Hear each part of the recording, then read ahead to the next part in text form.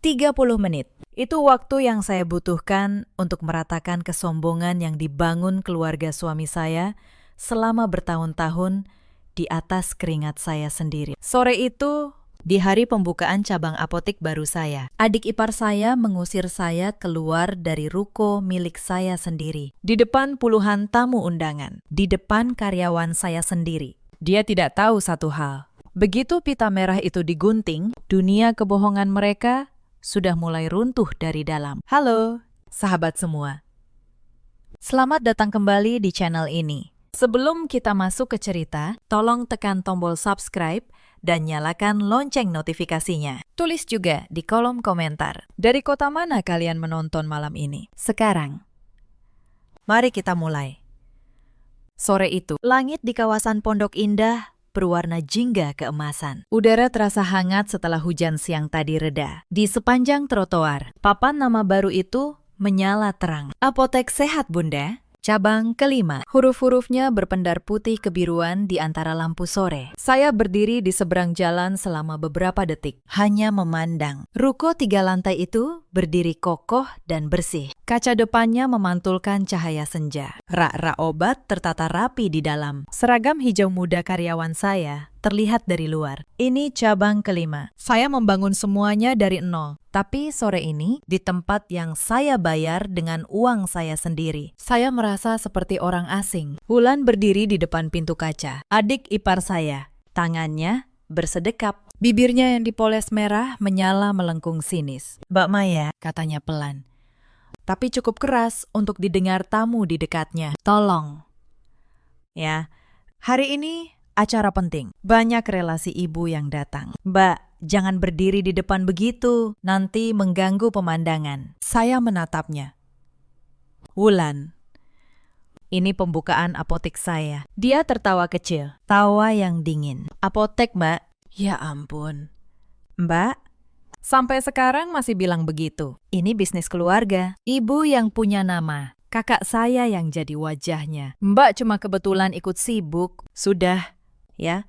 Tolong masuk lewat belakang saja. Di sini, tamu ibu mau foto-foto." Saya berdiri diam. Di belakang Wulan, saya melihat Bu Sundari, ibu mertua saya, sedang tersenyum lebar kepada serombongan ibu-ibu berpakaian mewah. Tangannya menunjuk-nunjuk papan nama, seolah dialah yang membangun semuanya. Dan di sampingnya berdiri Reza, suami saya. Dia melihat saya, matanya bertemu mata saya sekitar 1 detik. Lalu dia memalingkan wajah, pura-pura sibuk menyalami tamu. Saat itulah sesuatu di dalam dada saya yang sudah retak bertahun-tahun akhirnya patah sepenuhnya. Bukan dengan ledakan, justru dengan keheningan yang sangat dingin. Nama saya Maya Larasati. Usia saya 39 tahun. Saya pemilik jaringan apotek Sehat Bunda. 5 cabang yang tersebar di Jakarta Selatan dan Depok.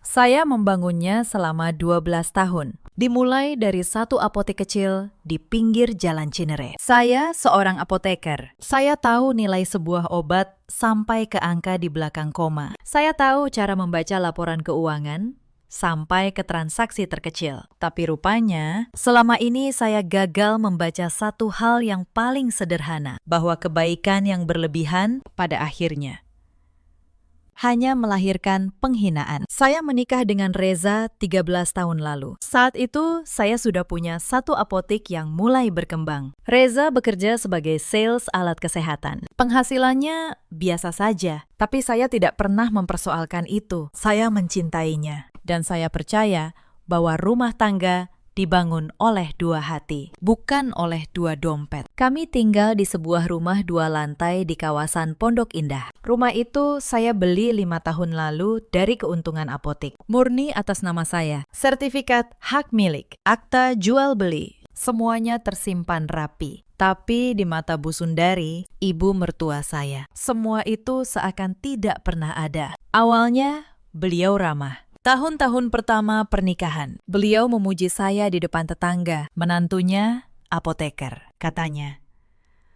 Menantunya punya usaha, tapi pujian itu perlahan berubah menjadi tuntutan, lalu menjadi penghinaan. Semua bermula 3 tahun lalu. Saat itu, usaha keluarga suami saya runtuh. Bapak mertua saya, almarhum, dulu punya toko bangunan yang cukup besar. Setelah beliau wafat, toko itu dikelola oleh Reza dan adiknya, Wulan.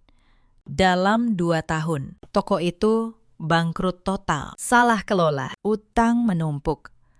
Barang dagangan menghilang entah kemana. Mereka kehilangan hampir segalanya, termasuk rumah keluarga di kawasan Bintaro, yang akhirnya disita bank. Di saat itulah saya datang. Saya melunasi sisa utang toko itu. Nilainya hampir 800 juta rupiah. Saya tidak pernah menghitungnya sebagai pinjaman. Saya menganggapnya sebagai bakti seorang menantu kepada keluarga suami. Tidak hanya itu, saya membiarkan Bu Sundari, Wulan, dan 2 anak Wulan tinggal di rumah saya yang di Pondok Indah. Rumah 2 lantai yang baru saja saya beli. Saya pikir keluarga harus saling menopang di masa sulit. Tapi Reza, demi menjaga harga dirinya di depan ibunya, memohon sesuatu kepada saya. "Mei," katanya waktu itu. Suaranya rendah dan memelas. "Tolong, jangan bilang ke ibu kalau rumah ini kamu yang beli. Ibu sudah cukup terpukul kehilangan rumah bapak. Biar ibu pikir ini rumah peninggalan atau hasil usaha saya yang dulu. Aku malu, Mei, sebagai laki-laki. Masa istriku yang menanggung semuanya? Karena saya mencintainya. Saya mengiyakan permintaan bodoh itu. Saya membiarkan Reza tampil sebagai pahlawan. Saya membiarkan diri saya menjadi bayangan di rumah saya sendiri. Lebih jauh lagi, Bu Sundari kemudian meminta sesuatu yang saat itu tidak saya sadari bahayanya. Beliau meminta saya menandatangani sebuah surat. Katanya, surat itu hanya formalitas keluarga, sebuah akta hibah yang menyatakan bahwa rumah Pondok Indah itu adalah pemberian untuk dikelola bersama keluarga besar. Pak Tirta, notaris sekaligus penasihat hukum saya, menelpon saya malam itu juga. Suaranya tegas. "Bu Maya," katanya, "saya sudah lihat draft surat yang dikirim keluarga suami ibu. Saya sarankan ibu jangan tanda tangani versi itu. Klausanya berbahaya. Kalau ibu mau, saya buatkan akta tandingan yang melindungi hak ibu sepenuhnya. Kita simpan dua-duanya. Yang sah secara hukum hanya yang saya buat dan disahkan resmi." Saat itu saya hampir menolaknya. Saya pikir untuk apa serumit itu kepada keluarga sendiri. Tapi entah kenapa, sesuatu di dalam diri saya berkata, dengarkan dia. Akhirnya, saya menurut. Saya menandatangani akta hibah versi keluarga itu di hadapan mereka, supaya Bu Sundari senang, tapi diam-diam di hari yang sama. Saya menandatangani akta yang dibuat Pak Tirta, akta yang menegaskan bahwa rumah dan seluruh aset apotik tetap 100% milik saya pribadi. Disahkan resmi. Tersimpan aman di kantor beliau. Saya tidak pernah menyangka surat itu suatu hari akan menjadi pelindung saya. Dampak dari kebaikan saya yang kebablasan itu segera berbalik menjadi bumerang. Begitu merasa rumah itu adalah hak keluarganya, sikap mereka berubah 180 derajat. Wulan, adik ipar saya, pindah ke rumah saya bersama 2 anaknya. Suaminya bekerja di luar kota, jarang pulang. Sejak hari pertama, Wulan memperlakukan rumah itu seolah-olah dialah nyonyanya. Dia mengatur ulang perabot tanpa bertanya kepada saya. Dia memindahkan barang-barang saya ke kamar paling kecil di belakang. Dia bilang, kamar utama lebih pantas untuk Ibu Sundari, supaya beliau dekat dengan kamar mandi. Saya menelan semuanya. Saya bilang pada diri saya sendiri, sabar, Maya. Mereka sedang terpukul. Suatu hari mereka akan melihat ketulusanmu. Tapi saya salah. Kejadian pertama yang membuat saya benar-benar terluka terjadi pada hari peringatan wafatnya bapak mertua saya. Hari itu rumah penuh dengan kerabat. Bu Sundari mengadakan acara besar, mengundang puluhan orang. Sejak pagi, saya yang turun ke dapur. Saya memasak, saya mengatur hidangan. Saya menyambut tamu. Sementara Wulan dan ibunya duduk di ruang tamu, mengenakan baju bagus, tersenyum kepada para tamu, seolah merekalah tuan rumah. Seorang kerabat bertanya kepada Bu Sundari, siapa perempuan yang sibuk di dapur itu? Oh, itu, kata Bu Sundari sambil tersenyum tipis. Itu istrinya Reza. Lumayan, bisa bantu-bantu di dapur. Memang sudah seharusnya menantu yang mengurus dapur, kan?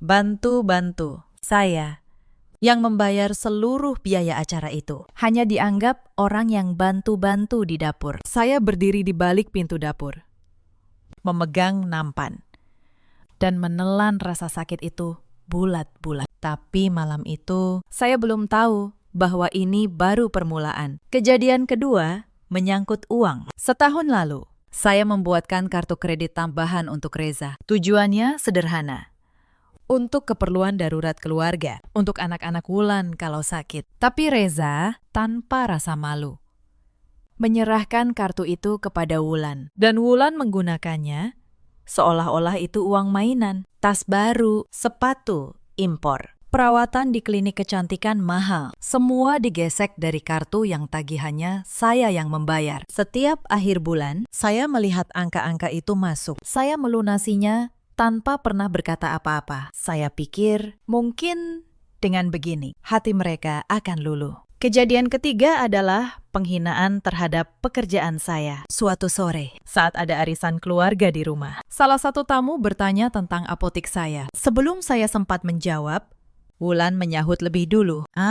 Apotek, katanya sambil mengibaskan tangan. Cuma jualan obat warung. Bu, tahu sendiri kan? Zaman sekarang, orang beli obat di mana-mana ada. Gak ada masa depannya. Beda sama suami saya. Kerja kantoran. Jelas karirnya. Para tamu tertawa kecil. Saya tersenyum. Tapi di dalam dada saya terasa panas. Apotek yang saya sebut jualan obat warung itu adalah 5 cabang yang memberi pekerjaan kepada lebih dari 40 orang. Tapi di mata mereka, semua itu tidak ada harganya. Kejadian keempat.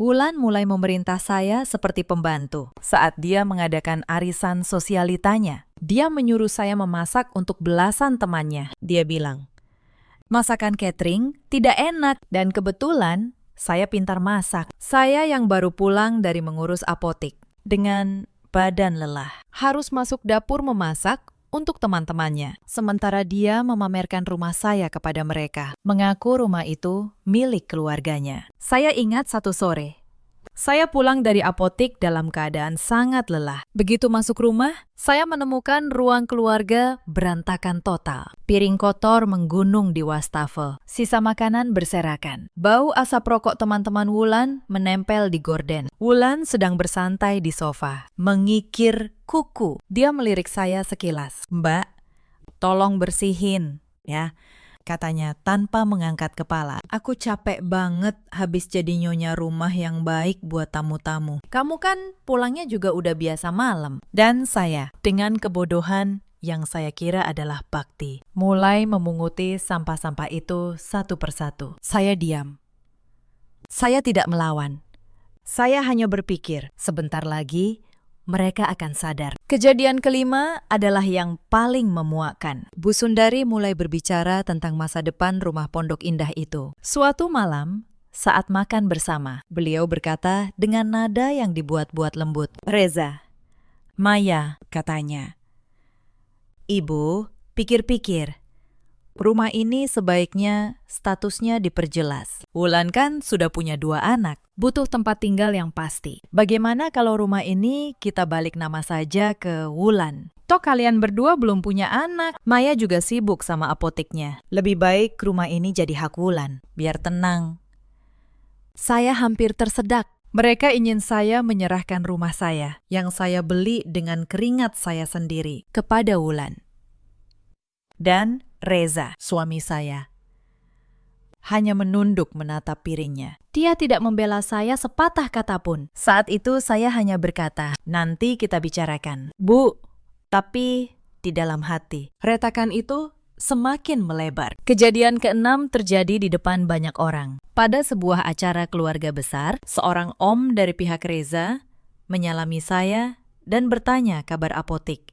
Bu Sundari yang berdiri di dekat saya langsung menyela. Sudahlah, jangan terlalu dibesar-besarkan apotiknya, kata beliau sambil tertawa. Maya ini kan cuma menantu yang kebetulan numpang di keluarga kami. Yang penting dia tahu diri dan tahu posisinya. Menantu yang numpang di rumah saya sendiri.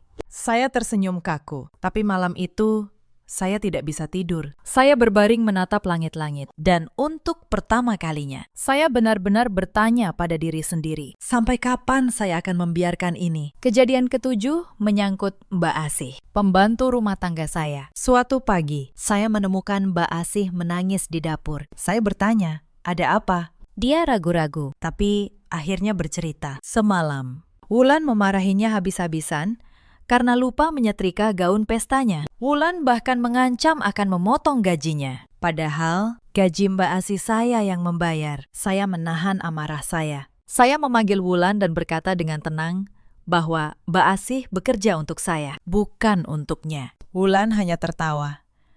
Ya ampun, Mbak, katanya. Cuma pembantu kok dibela-belain. Mbak ini memang aneh. Sama pembantu baik. Sama keluarga sendiri, sok jaga jarak. Pantas saja Mbak nggak punya teman. Saya tidak menjawab. Tapi dalam hati, saya mencatat satu hal lagi. Mereka bahkan tidak menghargai orang yang bekerja keras untuk mereka. Kejadian ke-8 adalah upaya mereka mengambil alih apotik saya. Beberapa bulan sebelum pembukaan cabang ke-5, Bu Sundari dan Wulan mulai sering ikut campur dalam urusan apotik. Mereka datang ke kantor saya tanpa diundang. Mereka mengusulkan agar Wulan diberi jabatan di manajemen dengan gaji besar. Tentu saja. Suatu hari, Bu Sundari berkata terang-terangan, "Maya, kamu kan sudah capek ngurus apotek sendiri. Mendingan sebagian saham kamu kasih ke Wulan. Biar jadi bisnis keluarga yang sesungguhnya. Lagi pula, ini kan semua juga karena dukungan keluarga Reza, kan?"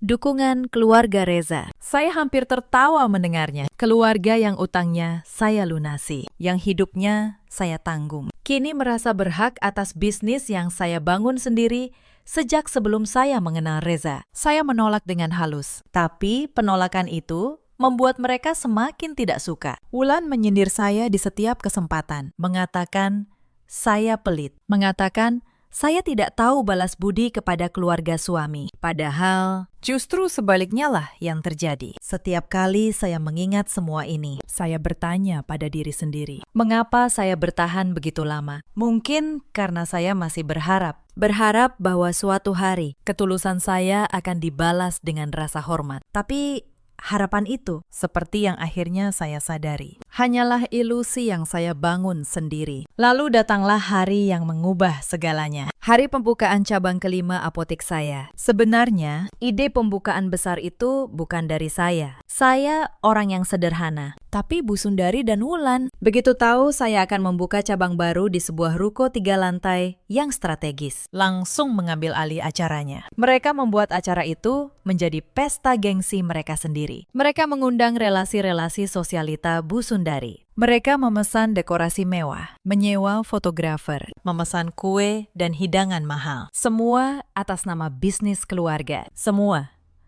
Lagi-lagi dibayar dari rekening saya, yang mereka tidak tahu. Ruko 3 lantai itu juga atas nama saya. Akta jual belinya murni nama Maya Larasati. Sama seperti rumah. Sama seperti seluruh apotek. Malam sebelum hari pembukaan, terjadi satu hal yang membuat keputusan saya semakin bulat. Saya sedang menyiapkan dokumen apotik di ruang kerja saya. Ketika saya mendengar Bu Sundari dan Wulan berbicara di ruang tengah, mereka tidak tahu saya masih terjaga. Besok, kamu yang berdiri di tengah. Wulan, kata Bu Sundari. Kamu yang gunting pitanya bareng Reza. Biar relasi ibu lihat. Keluarga kita yang punya apotek sebesar ini. Soal Maya, suruh dia di belakang saja. Penampilannya kan biasa, malu-maluin kalau di depan. Iya, Bu, jawab Wulan sambil tertawa. Lagian Maya kan emang cuma tukang racik obat. Gak pantas jadi wajah acara. Biar aku yang tampil. Saya berdiri di balik pintu, mendengar setiap kata itu. Mereka berencana mengambil alih hari yang paling penting bagi saya. Hari di mana saya membuka cabang ke-5 dari bisnis yang saya bangun dengan air mata dan keringat selama 12 tahun. Dan mereka ingin saya bersembunyi di belakang, seperti orang asing. Malam itu saya tidak marah. Saya hanya tersenyum tipis di dalam gelap, karena saya tahu besok mereka akan menggali lubang mereka sendiri di depan semua orang yang ingin mereka kesankan. Sore di hari pembukaan. Saya datang agak terlambat karena harus mengurus pengiriman stok obat ke cabang lain. Saya mengenakan pakaian sederhana, kemeja dan celana kain biasa. Saya tidak merasa perlu berdandan untuk acara di tempat saya sendiri. Tapi begitu saya tiba, Wulan menghadang saya di depan pintu. Dan dia mengucapkan kalimat yang sudah saya ceritakan di awal tadi. Dia menyuruh saya masuk lewat belakang. Dia bilang, saya mengganggu pemandangan. Dia bilang, ini acara penting relasi ibu. Mbak Maya, katanya lagi, kali ini lebih keras. Supaya tamu-tamu di sekitar mendengar. Tolong, ya, jangan bikin malu penampilan Mbak begini. Terus mau berdiri di depan. Tamu ibu semuanya, orang penting. Mbak ke belakang saja, bantu-bantu di dapur kayak biasa. Beberapa tamu menoleh. Saya melihat sebagian dari mereka menatap saya dengan pandangan kasihan. Sebagian lagi, acuh tak acuh. Saya menoleh ke arah Reza, mencari pembelaan terakhir. Tapi suami saya hanya berkata pelan, nyaris berbisik. Sudahlah, Mei. Turuti saja dulu. Demi suasana, nanti di rumah kita bicara. Demi suasana, selalu demi suasana. Selalu saya yang harus mengalah demi kenyamanan orang lain. Saya berdiri mematung di trotoar, di depan ruko yang saya bayar dengan uang saya sendiri. Sementara keluarga suami saya merayakan keberhasilan yang bukan milik mereka. Tapi mereka belum tahu apa yang sudah menunggu mereka beberapa jam lagi. Lalu, di tengah semua itu, ponsel di tangan saya bergetar. Sebuah notifikasi transaksi masuk dari aplikasi bank saya. Transaksi berhasil. Pembelian di butik kosmetik sebesar Rp4.800.000. Kartu kredit tambahan. Saya menatap layar itu. Beberapa menit setelah mengusir saya keluar dari acara, Wulan dengan kartu kredit tambahan yang dipegangnya, baru saja berbelanja kosmetik mahal hampir 5 juta rupiah. Di butik yang ada di seberang ruko itu juga, detik itu juga. Sesuatu di dalam diri saya benar-benar terputus. Rasa kasih sayang, rasa toleransi, rasa bersalah yang selama ini saya pelihara. Semuanya padam dalam sekejap. Air mata saya berhenti. Dada saya yang tadinya sesak, tiba-tiba terasa sangat lapang dan dingin. Sebuah senyum tipis yang penuh ketegasan terukir di wajah saya. Cukup sudah, saya tidak akan lagi membiarkan diri saya menjadi keset bagi orang-orang yang tidak tahu cara berterima kasih. Saya berbalik pergi dari depan ruko itu. Tidak ada yang menyadari kepergian saya. Mereka terlalu sibuk berfoto di bawah pita merah. Saya menyeberang jalan dan masuk ke sebuah kafe kecil di sudut blok. Saya memesan secangkir teh, lalu duduk di pojok yang menghadap ke ruko. Dari sini, saya bisa melihat segalanya dengan jelas. Saya membuka menu kontak di ponsel. Saya mencari sebuah nama yang sudah lama tidak saya hubungi untuk urusan sepenting ini, Pak Tirta. Notaris keluarga sekaligus penasihat hukum jaringan apotik saya. Saya menekan tombol panggil, hanya dalam 2 nada sambung. Panggilan itu diangkat. Selamat sore, Bu Maya. Suara berat Pak Tirta terdengar di seberang. Ada yang bisa saya bantu? Selamat sore, Pak Tirta, kata saya dengan suara yang sangat tenang. Saya ingin memastikan sesuatu. Dokumen asli atas rumah Pondok Indah, ruko cabang kelima, dan seluruh aset apotik. Semuanya masih aman di kantor Bapak, kan? Semuanya atas nama saya. Tentu saja, Bu, jawab beliau cepat. Sertifikat hak milik, akta jual beli, dokumen pajak. Semuanya murni atas nama Ibu Maya Larasati, termasuk akta tandingan yang dulu kita buat, yang membatalkan akta hibah versi keluarga itu. Semuanya tersimpan rapi. Ada apa, Bu? Apakah Ibu membutuhkannya? Saya menarik napas pelan.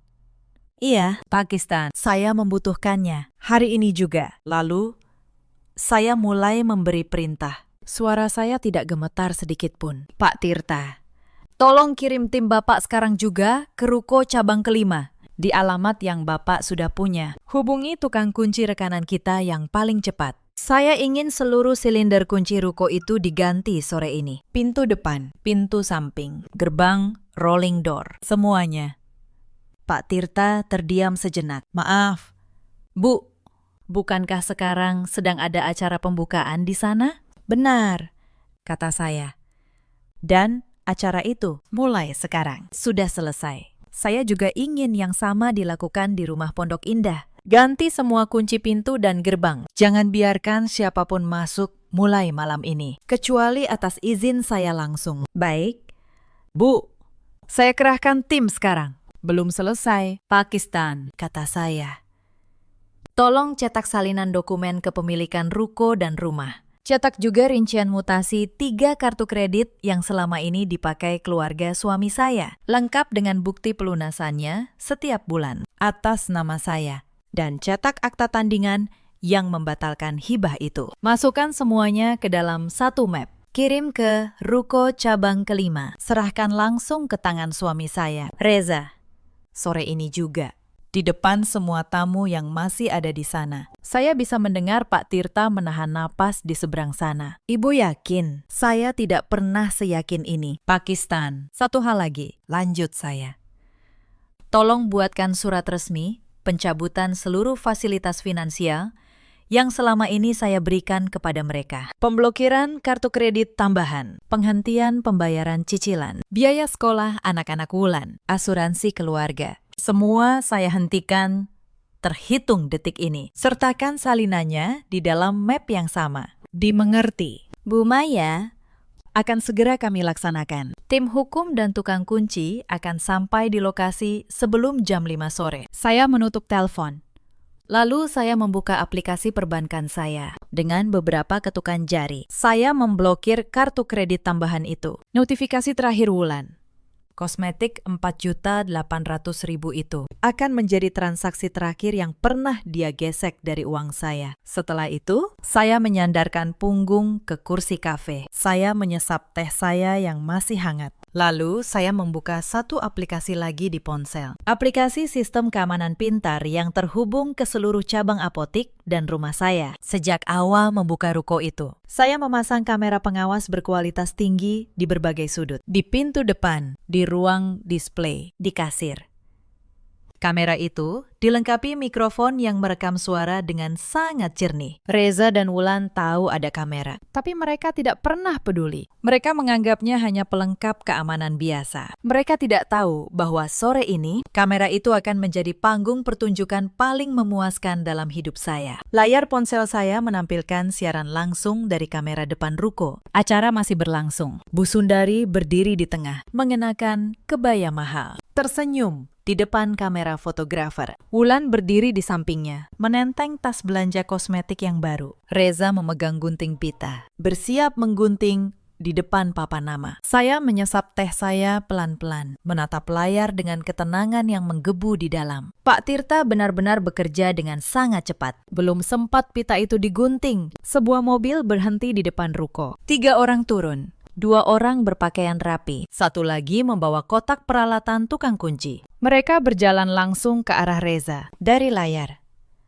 Saya melihat salah satu pria itu berbicara kepada Reza. Suaranya terekam jelas di mikrofon kamera. Permisi, apakah benar ini Bapak Reza? Tanya pria itu dengan suara lantang dan formal. Saya utusan dari kantor notaris dan hukum Tirta dan rekan. Saya diminta menyerahkan dokumen ini langsung ke tangan Bapak. Mohon diterima. Reza tampak bingung. Dia menerima map coklat tebal itu dengan ragu-ragu. Senyumnya memudar. Tapi sebelum Reza sempat membuka map itu, Wulan merebutnya dengan kasar. Apa ini? Tanya Wulan ketus. Surat apa? Lagi acara begini, kok malah dikirimi surat? Wulan merobek bagian atas map dan menarik keluar isinya. Sementara itu, pria utusan tadi berbicara lagi. Selain itu, katanya, kami juga akan melakukan penggantian seluruh kunci ruko ini atas permintaan pemilik sah. Mohon kerjasamanya. Acara di area ini harap segera diakhiri. Wajah Bu Sundari berubah. Pemilik sah, ini ruko keluarga kami. Siapa kalian berani-beraninya? Pria itu tidak terintimidasi. Kami hanya menjalankan tugas. Bu, pemilik sah ruko ini adalah Ibu Maya Larasati. Di layar, saya melihat wajah Wulan membeku saat membaca lembar pertama dokumen di tangannya. Lembar pertama adalah fotokopi berwarna sertifikat hak milik ruko itu. Di bawah nama pemilik, tertulis sangat jelas dengan huruf tebal, Maya Larasati. Tidak ada nama Reza. Tidak ada nama Bu Sundari, tidak ada nama Wulan. Ini apa? Mas, suara Wulan bergetar. Dia menoleh ke arah kakaknya. Kenapa nama Maya yang ada di sertifikat ruko ini? Reza menunduk dalam-dalam. Lidahnya keluh. Wulan membalik ke lembar kedua. Itu adalah rincian mutasi 3 kartu kredit selama 3 tahun terakhir. Wulan pasti mengenali setiap transaksi di sana. Tas mewahnya, liburannya, perawatan kecantikannya, semua terpampang jelas. Tapi yang membuat matanya terbelalak adalah kolom di sebelahnya. Bukti pembayaran lunas setiap akhir bulan. Nama pembayarnya tertera dengan sangat jelas. Maya Larasati. Lembar ketiga adalah akta tandingan. Surat resmi bermaterai yang menyatakan bahwa akta hibah keluarga yang dulu mereka paksakan adalah tidak sah dan telah dibatalkan secara hukum. Rumah Pondok Indah, ruko.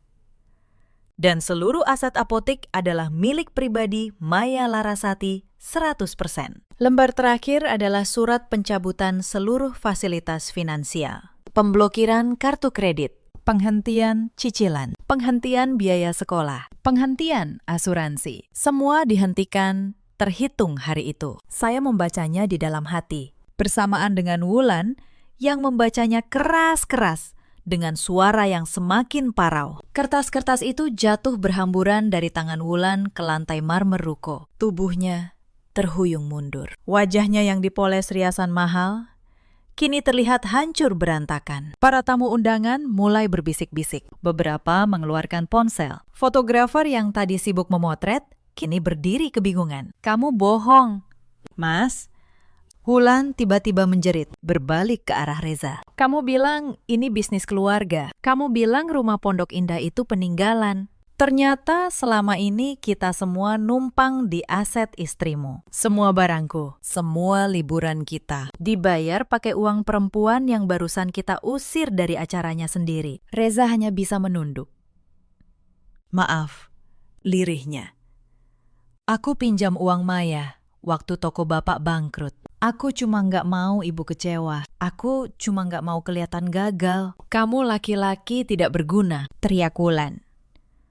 Suaranya melengking, terdengar sampai ke seberang jalan. Bu Sundari berdiri mematung di tengah keramaian. Wajahnya pucat pasi. Para relasi sosialita yang tadi beliau banggakan, kini menatapnya dengan tatapan yang berbeda. Tatapan yang penuh tanda tanya. Lalu berubah menjadi tatapan iba yang merendahkan. Salah seorang ibu sosialita berbisik kepada temannya, tapi cukup keras untuk terekam mikrofon. Jadi selama ini rumahnya bukan punya dia, numpang di menantunya. Astaga, wajah Bu Sundari memerah karena malu. Beliau mencoba menarik tangan Wulan. Sudah.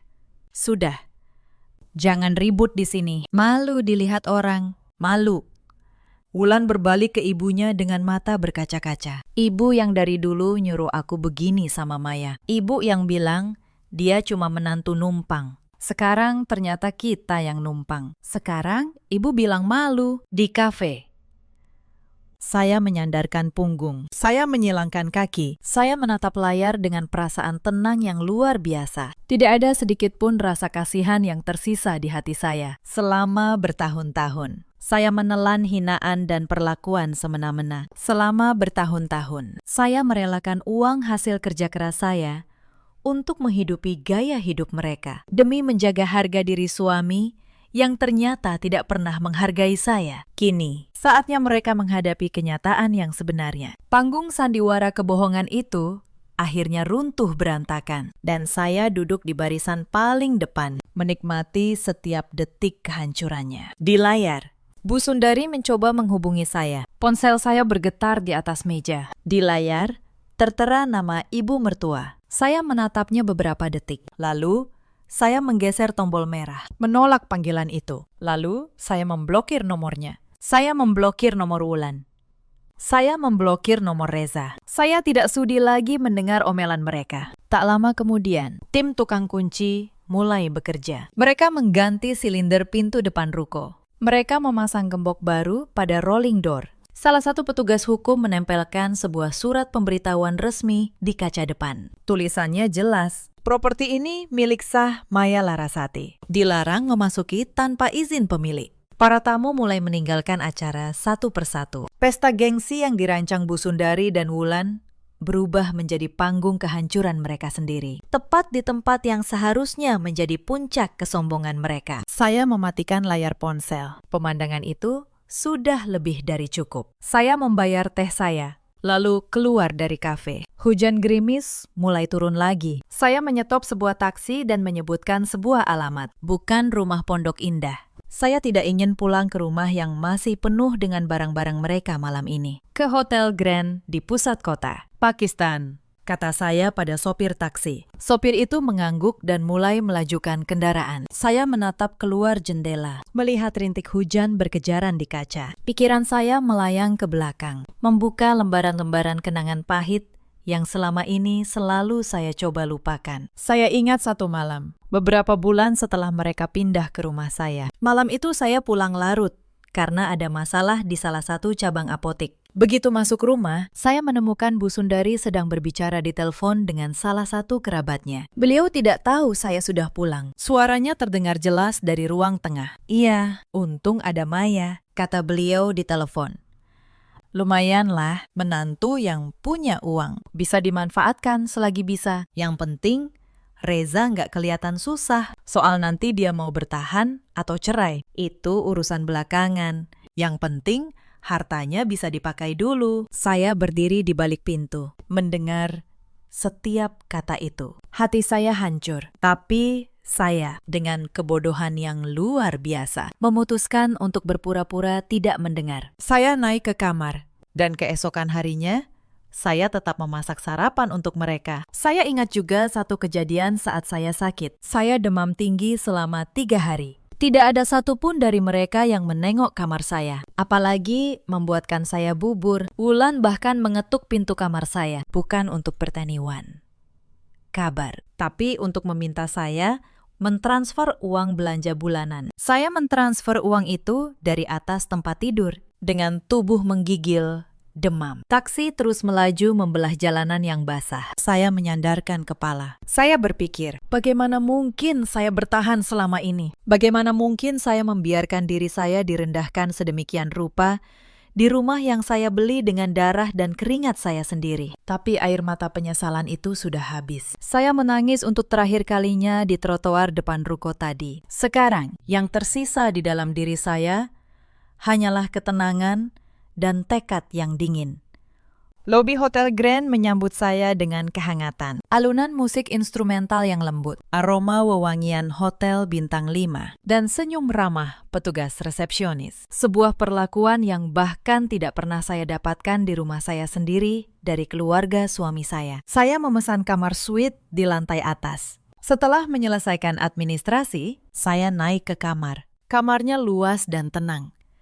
Pemandangan kota Jakarta yang diguyur hujan terlihat dramatis dari balik dinding kaca. Lampu-lampu kota mulai menyala, berpendar di tengah kelabu malam. Saya melepas pakaian saya yang lembab. Saya menggantinya dengan jubah mandi tebal yang disediakan hotel. Lalu saya menyeduh secangkir teh chamomile dan duduk di sofa menghadap jendela. Ponsel saya bergetar lagi. Sebuah nomor tak dikenal. Lalu nomor tak dikenal lainnya. Mereka pasti mencoba menghubungi saya dari nomor lain. Setelah nomor utama mereka saya blokir. Saya tidak menjawab satupun. Saya membiarkan ponsel itu bergetar di atas meja sampai akhirnya diam dengan sendirinya. Malam itu, untuk pertama kalinya dalam 3 tahun, saya tidur dengan sangat nyenyak. Keesokan paginya, saya membuka kembali aplikasi kamera keamanan. Saya beralih ke kamera rumah Pondok Indah. Di layar, saya melihat pemandangan yang sudah saya duga. Mobil yang biasa dipakai Reza terparkir di depan gerbang rumah. Gerbang itu kini terkunci dengan gembok baru. Persis seperti perintah saya kepada Pak Tirta semalam. Reza berdiri di depan gerbang, mencoba memasukkan kunci lamanya ke lubang gembok yang baru. Tentu saja kuncinya tidak cocok. Bu Sundari berdiri di sampingnya, mengenakan baju yang sama dengan kemarin. Wajahnya kuyu. Wulan duduk di dalam mobil bersama kedua anaknya. Dari mikrofon, kamera, saya bisa mendengar suara mereka. "Nggak bisa masuk, Bu," kata Reza dengan suara putus asa. "Kuncinya sudah diganti." "Semua diganti. Telepon Maya," kata Bu Sundari. "Telepon istrimu." Suruh dia buka rumah ini sekarang. Nomornya diblokir. Bu, jawab Reza lirih. Semua nomor kita diblokir. Aku sudah coba dari nomor temanku. Dari nomor siapa saja. Dia nggak mau angkat. Bu Sundari terduduk di kursi teras yang ada di luar pagar. Beliau menutup wajahnya dengan kedua tangan. Wanita yang dulu selalu berdiri tegak dengan dagu terangkat itu, kini terlihat begitu kecil dan rapuh. Anak laki-laki Wulan membuka jendela mobil dan berseru, "Bu, kita mau tidur di mana? Baju kita ada di dalam rumah semua. Aku mau mandi." "Bu." Mendengar itu, Wulan menjerit dari dalam mobil. Dia baru menyadari bahwa mereka bukan hanya kehilangan rumah mewah dan status sosial mereka. Mereka juga tidak punya tempat tinggal, pakaian, barang-barang pribadi. Semuanya terkunci di dalam rumah yang ternyata bukan milik mereka. Saya menatap layar dengan tenang. Saya tidak merasakan apa-apa, tidak ada amarah, tidak ada dendam yang menggebu. Hanya ketenangan dari seseorang yang akhirnya berhenti membohongi dirinya sendiri. Tapi saya bukan orang yang kejam. Saya tidak akan membiarkan barang-barang pribadi mereka tertahan begitu saja. Saya menelepon Mbak Asi, pembantu rumah tangga saya, yang selama ini setia dan satu-satunya orang di rumah itu yang selalu baik kepada saya. "Mbak Asi?" kata saya. "Tolong, hari ini Mbak masuk lewat pintu samping. Pak Tirta sudah kirim kunci barunya ke Mbak. Tolong kemasi semua barang pribadi Bu Sundari, Wulan, dan anak-anaknya ke dalam koper dan kardus, pakaian, dokumen pribadi mereka, barang anak-anak. Jangan ada yang tertinggal. Setelah itu, titipkan semuanya ke pos Satpam komplek. Beritahu Satpam, keluarga itu boleh mengambil barang mereka di pos." "Baik." "Bu Maya," jawab Mbak Asih. "Bu, saya turut lega.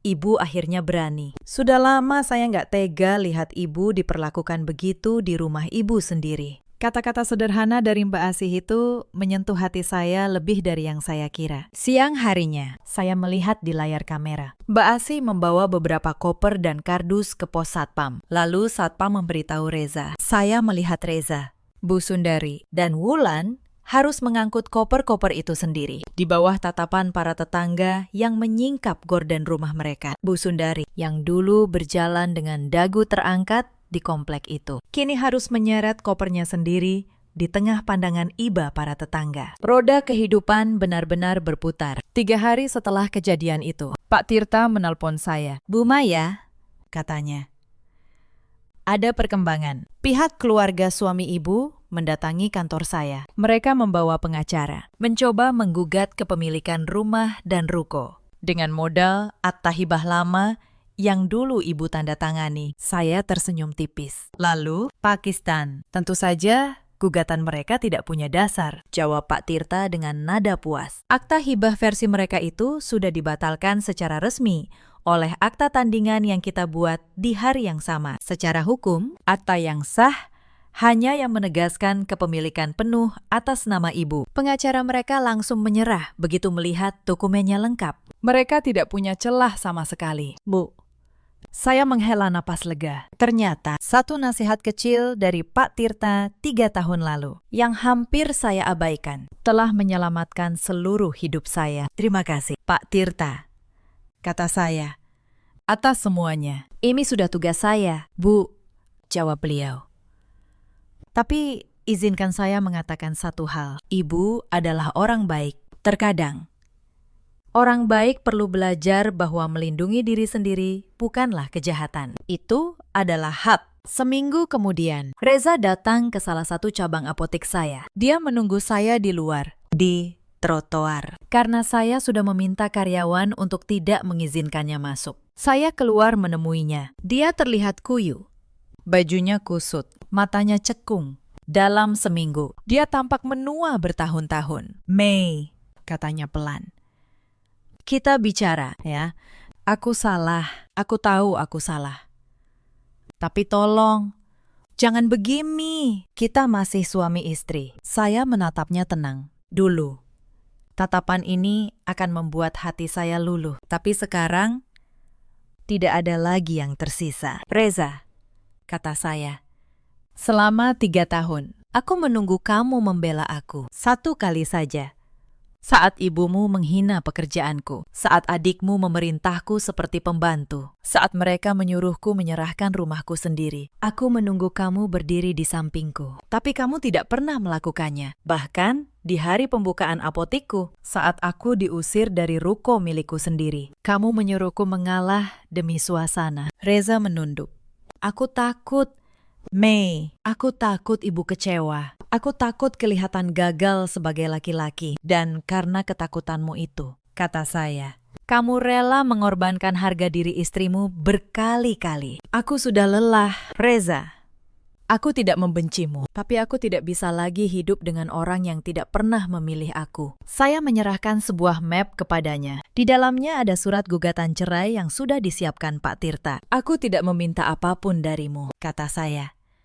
Karena memang tidak ada apapun darimu yang bisa kuminta. Semua selama ini aku yang menanggung. Aku hanya meminta kebebasanku. Reza memegang map itu dengan tangan gemetar. Air matanya jatuh. Tapi air mata itu tidak lagi menggerakkan apapun di dalam hati saya. Saya sudah menangis terlalu banyak untuk pernikahan ini. Sekarang giliran saya untuk berhenti. Proses perceraian kami berjalan lebih cepat dari yang saya kira. Karena seluruh aset murni atas nama saya. Tidak ada yang perlu diperebutkan. Reza tidak punya dasar untuk menuntut apapun. Beberapa bulan kemudian, saya resmi menjadi perempuan bebas. Saya mendengar kabar tentang mereka dari kerabat jauh. Bu Sundari dan Wulan akhirnya mengontrak sebuah rumah petak kecil di pinggiran kota. Tanpa kartu kredit saya, tanpa rumah saya, tanpa biaya hidup dari saya. Mereka harus belajar hidup dengan kemampuan mereka sendiri untuk pertama kalinya. Wulan, yang dulu menghina pekerjaan saya sebagai jualan obat warung, terpaksa mencari pekerjaan. Saya dengar dia sekarang bekerja sebagai kasir di sebuah toko. Reza pindah ke kota lain.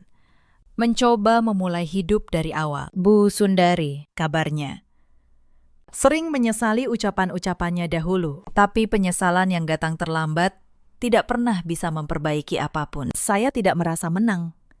Saya juga tidak merasa puas dengan penderitaan mereka. Saya hanya merasa lega. Lega karena akhirnya beban berat yang selama bertahun-tahun menekan dada saya telah terangkat. Setahun setelah perceraian itu, jaringan apotik sehat Bunda saya berkembang menjadi 8 cabang. Saya membuka satu klinik kesehatan kecil di samping cabang utama. Saya mempekerjakan lebih banyak orang. Saya tidur nyenyak setiap malam di rumah pondok indah saya, yang akhirnya benar-benar terasa seperti rumah. Suatu sore, saya duduk di teras rumah saya. Saya menyeduh teh, persis seperti sore di kafe waktu itu. Tapi kali ini tidak ada lagi yang harus saya takuti. Tidak ada lagi suara yang memerintah saya. Tidak ada lagi tatapan merendahkan. Untuk pertama kalinya dalam waktu yang sangat lama, saya merasa benar-benar hidup. Para sahabat yang sudah menemani saya sampai akhir cerita ini. Cerita ini mengajarkan satu hal yang sederhana, tapi sering kita lupakan. Kebaikan itu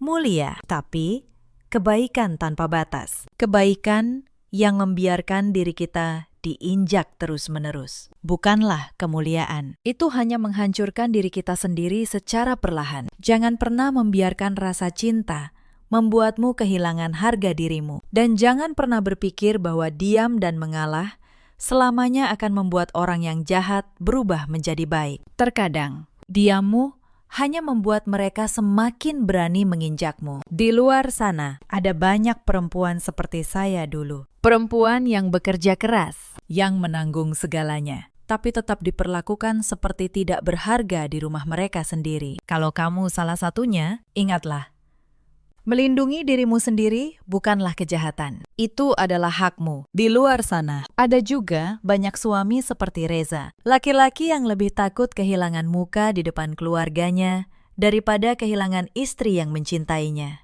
Kepada mereka, ingatlah bahwa seorang istri yang selalu mengalah bukan berarti tidak punya batas. Suatu hari, batas itu akan tiba. Dan di luar sana, ada pula para ibu mertua dan ipar yang menganggap menantu hanya sebagai sumber yang bisa dimanfaatkan. Yang lupa bahwa kebaikan seseorang bukanlah kelemahan untuk dieksploitasi. Roda kehidupan selalu berputar. Hari ini kita di atas. Esok bisa jadi kita di bawah. Maka jangan pernah meremehkan orang yang sedang berjuang dengan tulus. Dalam hidup, kita selalu punya pilihan. Pilihan untuk terus bertahan dalam penderitaan, atau pilihan untuk berhenti, berdiri tegak, dan memilih diri sendiri. Kalau kalian punya kisah serupa, atau kalian sedang berada di posisi saya dulu, ceritakanlah di kolom komentar. Mungkin ada orang lain di luar sana yang membutuhkan kekuatan